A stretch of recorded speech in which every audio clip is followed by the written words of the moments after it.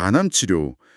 솔직히 저도 이번 자료들을 보기 전까지는요, 정말 막 막막하게 느껴졌거든요. 약 기름은 왜 이렇게 많고, 원리는 또 얼마나 복잡한지. 네네, 그렇죠. 10년 넘게 넥사바라는 단 하나의 약만 있던 시절이 있었다는 게 믿기지가 않더라고요. 그런데 자료들을 쭉 꿰다 보니까 어느 순간 전체 그림이 딱 그려지는 거예요. 지금 간암 치료 분야에서 그야말로 혁명이 일어나고 있구나. 맞습니다. 10년의 정체를 깨고 불과 한 4, 5년 만에 치료 환경이 완전히 뒤바뀌었죠. 오늘은 바로 그 혁명의 중심에 있는 새로운 무기들, 이 최신 항암제들의 속사정을 한번 제대로 파헤쳐 보려고 합니다. 네. 이 약들이 도대체 어떻게 암을 공격하는 건지, 그리고 실제 병원에서는 의사들이 어떤 기준으로 이 무기들을 조합해서 최고의 전략을 짜는지 그 핵심을 짚어드릴게요. 복잡해 보이는 최신 항암 치료의 세계. 여러분도 오늘 저희랑 함께 그 아하하는 순간을 느끼실 수 있도록 제가 옆에서 돕겠습니다. 자, 그럼 가장 큰 오해부터 풀어보면서 시작해 볼까요? 보통 항암 치료하면 다들 막 머리카락 빠지고 구토하고 이런 고통스러운 이미지를 떠올리잖아요. 네, 그렇죠. 그런데 자료를 보니 요즘 간암 치료는 그게 아니라고요. 네, 그건 아주 중요한 포인트입니다. 흔히 떠올리는 그런 부작용은 세포 독성 항암제, 그러니까 1세대 항암제의 특징이거든요. 1세대요. 네, 정상세포랑 암세포를 가리지 않고 빠르게 분열하는 세포를 전부 공격하는 방식이라서 그렇죠.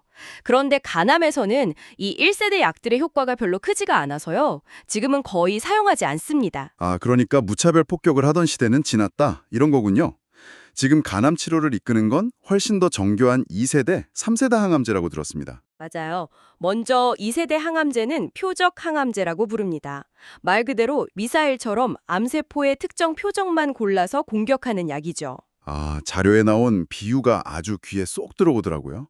암세포로 가는 보급로를 끊어버린다. 이 개념 맞나요? 정확합니다. 암세포도 먹고 살아야 하니까요. 주변에 억지로 새로운 혈관을 만들어서 영양분이랑 산소를 공급받는데 이걸 혈관 신생이라고 해요. 혈관 신생? 네.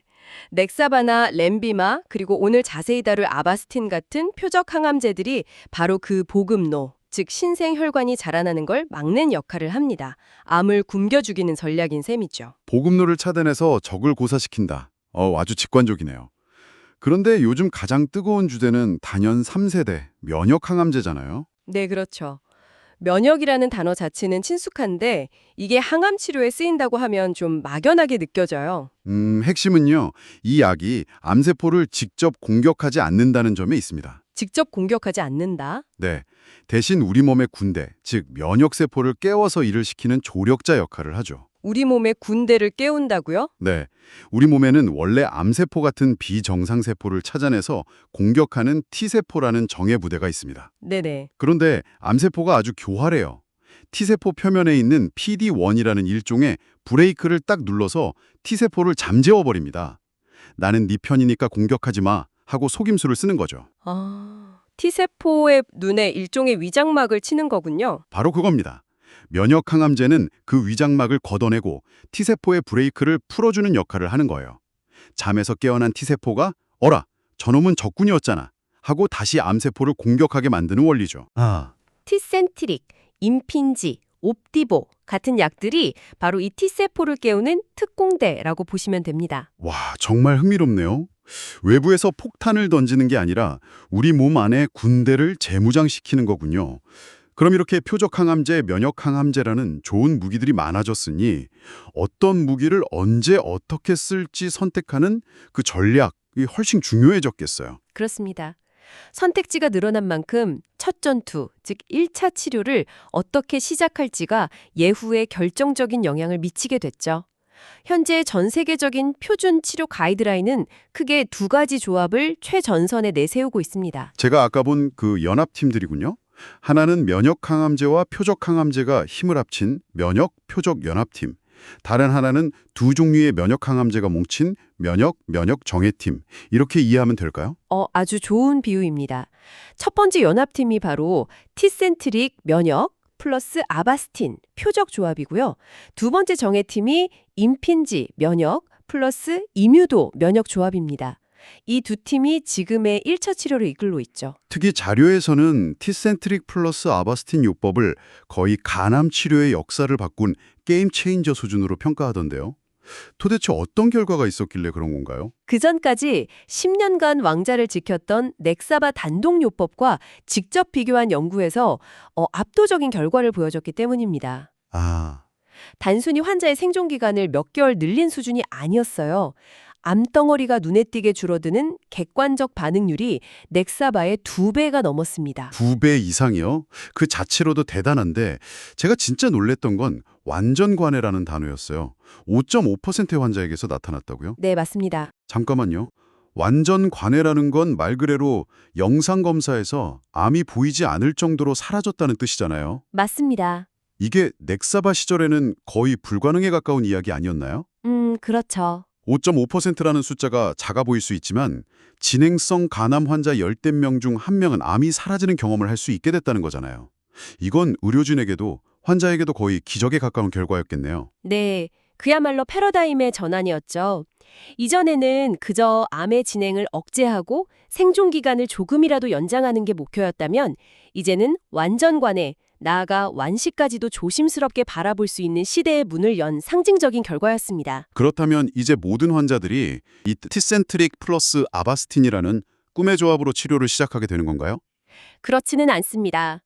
여기서부터 정밀 의료, 즉 맞춤 치료라는 개념이 중요해집니다. 아, 아무리 좋은 무기라도 모든 전장에서 쓸 수는 없는 법이니까요. 예를 들어 아바스틴은 신생혈관을 억제하는 약의 특성상 출혈 위험을 높일 수 있습니다. 보급로를 차단하는 강력한 효과의 이면에는 출혈이라는 위험이 있는 거군요. 맞습니다. 따라서 위궤양이나 십이장 궤양 병력이 있거나 또 간경변이 심해서 식도 정맥류 출혈 위험이 높은 환자분들, 이런 분들에게는 이 조합을 쓰기가 조심스럽죠. 그렇겠네요. 이런 분들에게는 출혈 위험이 없는 임핀지 플러스 이묘도 조합이나 다른 표적 항암제 단독요법이 더 나은 선택이 될 수 있습니다. 환자의 과거 병력까지 다 고려해야 하는군요. 물론입니다. 그뿐만 아니라 환자의 전반적인 건강 상태, 간 기능이 얼마나 보존되어 있는지를 나타내는 차일드 퓨 등급이라든지 다른 기저질환이 있는지, 심지어 환자가 병원에 얼마나 자주 올 수 있는지 같은 생활 패턴까지 아주 종합적으로 고려해서 최적의 치료 전략을 짜게 됩니다. 알겠습니다. 환자 상태에 맞춰서 최적의 무기 조합을 정밀하게 선택하는 시대가 온 거네요. 그런데 이렇게 강력한 무기들이면 분명 그만큼의 반동, 즉 부작용도 있을 것 같습니다. 동전의 양면처럼 이 놀라운 효과 뒤에 숨어있는 그림자는 어떤 것들인가요? 네, 당연히 부작용도 꼼꼼히 살펴야 합니다. 흥미로운 점은 약의 작용 원리가 다른 만큼 부작용의 양상도 완전히 다르다는 겁니다. 아, 그래요? 네. 먼저 표적 항암제의 경우 손발 피부가 벗겨지고 붉어지면서 아픈 수족 증후군, 그리고 고혈압, 소변에 단백질이 섞여 나오는 단백뇨, 설사 같은 부작용이 비교적 흔하게 나타납니다. 생화에 불편을 주는 부작용들이 많네요. 그렇죠. 하지만 대부분 약의 용량을 조절하거나 며칠간 복용을 중단하면 좋아지는 경우가 많고요. 관리가 가능합니다. 특히 고혈압은 워낙 흔해서 치료를 시작하시면 집에 혈압계를 하나 구비해서 매일 체크하시는 게 큰 도움이 됩니다. 아, 그렇군요. 그럼 면역항암제는 어떤가요? 우리 몸의 군대를 깨우는 방식이니 부작용도 좀 다를 것 같은데요. 예측하신 대로입니다. 다행히 한 70에서 80%의 환자분들은 큰 부작용 없이 치료를 잘 받으세요. 오, 다행이네요. 하지만 일부 환자에서 면역 관련 부작용이라는 특이한 반응이 나타날 수 있습니다. 면역 관련 부작용이요? 네, 활성화된 T세포가 암세포뿐만 아니라 우리 몸의 정상세포까지 적으로 오인해서 공격하는 현상입니다. 일종의 자가면역 질환과 비슷하다고 생각하시면 돼요. 잠깐만요. 그러면 우리 편인 줄 알았던 군대가 갑자기 아군을 공격하는 상황이 벌어질 수도 있다는 거네요. 생각만 해도 좀 무서운데요. 네, 그래서 세심한 관찰이 중요합니다. 피부에 발진이 생기거나 갑상선 기능에 이산이 오는 경우가 비교적 흔하고요. 드물지만 간 수치가 급격히 오르는 간염이나 폐에 염증이 생기는 폐렴처럼 심각한 부작용이 생길 수도 있어서 의료진이 항상 주의 깊게 모니터링을 하는 거죠. 알겠습니다. 약마다 부작용 프로필이 다르니 어떤 약으로 치료받느냐에 따라 미리 대비해야 할 점도 달라지겠네요. 그리고 어쩌면 가장 현실적인 부작용일 수도 있는 문제, 바로 비용입니다. 이런 최신 약들, 보험 적용은 잘 되나요? 이 부분이 현재 간암치료 현장에 마주한 가장 큰 장벽 중 하나입니다. 다행히 1차 치료, 그러니까 처음 시작하는 치료에 대해서는 길이 많이 열렸어요. 말씀드린 티센트릭 플러스 아바스틴이나 임핀지 플러스 이묘도 같은 최신 병용요법들이 대부분 건강보험 급여 적용을 받게 됐습니다. 오, 그건 정말 다행이네요. 그럼 문제는 뭔가요? 문제는 1차 치료에 효과가 없거나 처음엔 잘 듣다가 내성이 생겨서 2차 치료로 넘어가야 할 때 발생합니다.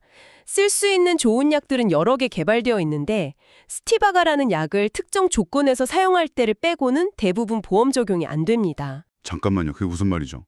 예를 들어 1차 치료 때 보험이 되던 약도 2차 치료로 순서만 바꿨으면 보험이 안 된다는 건가요? 안타깝게도 그렇습니다.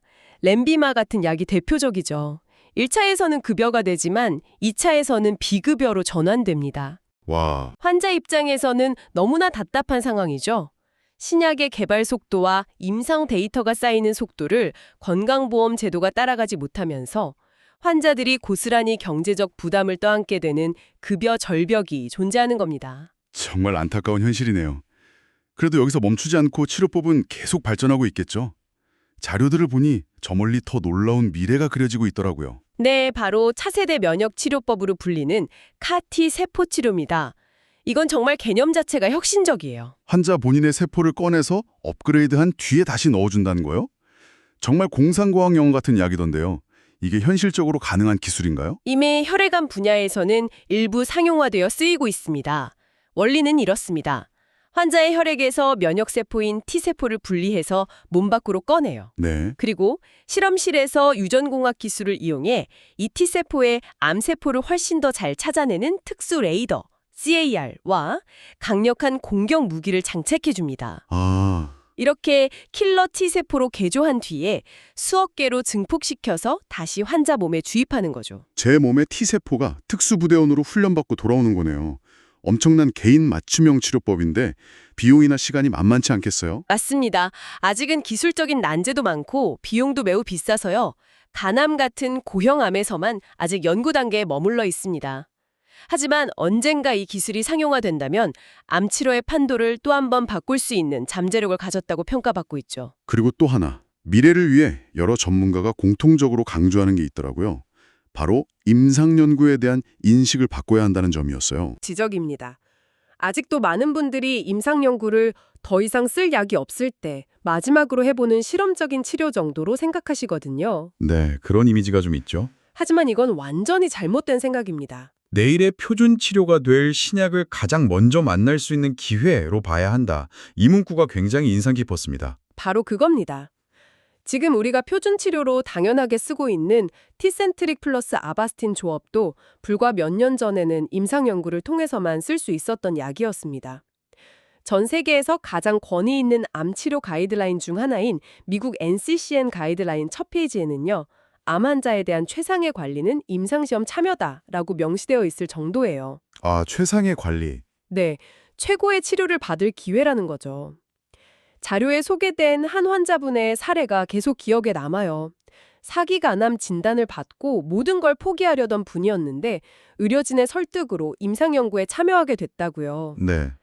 그걸 시작으로 여러 치료를 이어가면서 거대했던 암이 극적으로 줄어들었고 결국엔 수술까지 받아서 암세포가 하나도 남지 않은 완전 관해 판정을 받았다는 이야기였죠. 네, 바로 그런 사례들이 사기간암이라도 절대 희망의 끈을 놓아서는 안 되는 이유를 명확하게 보여줍니다.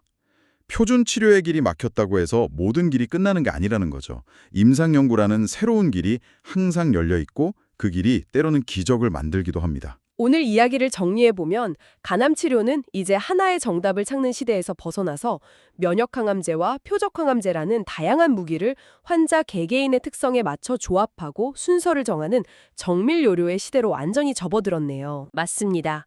어떤 조합은 빠르고 강력하게 암을 줄여주는 초기 반응이 뛰어나고 또 어떤 조합은 장기적인 생존을 기대하게 합니다.